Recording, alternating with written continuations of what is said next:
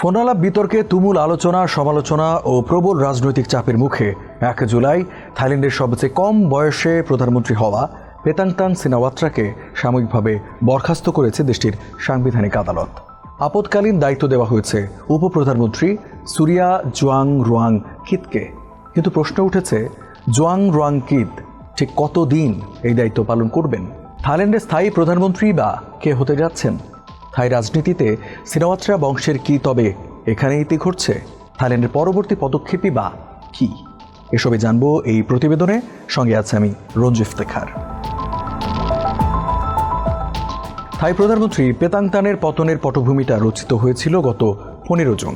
সীমান্ত উত্তেজনা নিরসনে কম্বোডিয়ার রাজনীতিবিদ হুন সেনকে ফোন করেন পেতাংতান। তাকে আঙ্কেল বলে সম্বোধন করে এক থাই সেনা কর্মকর্তাকে প্রতিপক্ষ হিসেবে বর্ণনা করেন। আর ফোন আলাপটি পরবর্তীতে ফাঁস হতেই দেশজুড়ে শুরু হয় সমালোচনার ঝড়। বিরোধীদের প্রবল আন্দোলনের চাপের মুখে পড়ে সরকার। শেষমেশ পরিস্থিতি সামাল দিতে বাধ্য হয়ে ফোন আলাপকে কূটনৈতিক কৌশল হিসেবে অভিহিত করে দুঃখ প্রকাশ করেন পেতাংতান। কিন্তু তাতে শেষ রক্ষা হয়নি।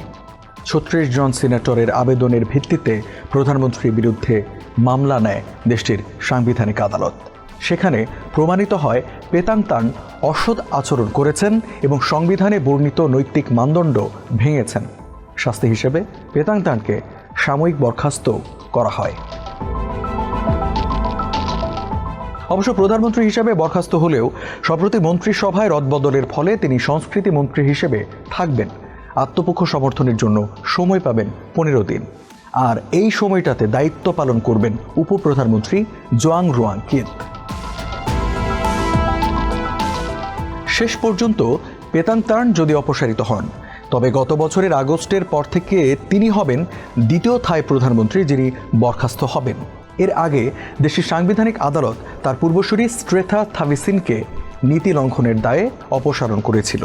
একই আদালত 2023 সালের নির্বাচনে সাংবিধানিক আসনে জয়ী প্রগতিশীল মুভ ফরওয়ার্ড দলকেও ভেঙে দিয়েছে। দলটির নেতাদের 10 বছরের জন্য রাজনীতি থেকে নিষিদ্ধ করেছিল। সাংবিধানিক আদালত যেদিন পেতাংতানকে বরখাস্ত করেছে, ঠিক একই দিনে তার বাবা থাকসিন সিনাওয়াত্রার বিরুদ্ধে বিচার শুরু হয়েছে। থাকসিনের বিরুদ্ধে অভিযোগ, 2015 সালে দক্ষিণ কোরিয়ার একটি সংবাদপত্র চোসুন ইলবোকে দেওয়া এক সাক্ষাৎকারে রাজতন্ত্রকে অবমাননা করেছেন তিনি। এই নেতা 2001 সালে ক্ষমতা গ্রহণ করেন এবং পরবর্তীতে 2006 সালে অভ্যুত্থানের মধ্য দিয়ে হন ক্ষমতাচ্যুত।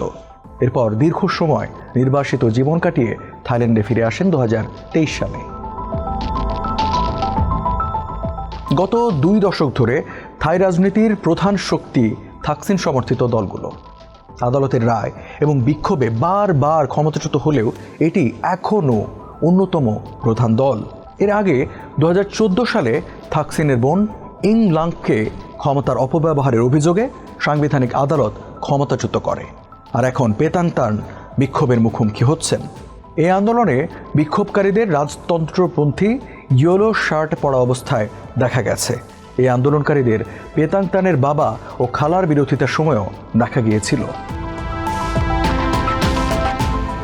যদিও বরখাস্ত হওয়ার পরও ক্ষমতা না ছাড়ার ব্যাপারে অনড় পেতাংতান। তবে শেষ পর্যন্ত তাকে সরে যেতে হলে রাজনীতিতে থাকসিন পরিবারের আর কেউ প্রতিনিধিত্ব করবে কি? বিশ্লেষকদের ভবিষ্যৎবাণী, নির্বাচনে তাদের রাজনৈতিক দল ফিউ থাইয়ের হয়ে প্রধানমন্ত্রী পদপ্রার্থী হতে পারেন ওই পরিবারের বাইরের কেউ। এক্ষেত্রে এগিয়ে রয়েছেন চাই কাশেম নিতেশিরি। থাই রাজনৈতিক বিশ্লেষকদের মতে আমলাতন্ত্র, পুঁজিপতি এবং একচেটিয়া শাসনের বিরুদ্ধে সাহসী রাজনীতিবিদদের ছাড়া এগিয়ে যাবে না থাইল্যান্ড। আর ফিউ থাইয়ের সাহস নেই এবং তারা তা করতে অক্ষম।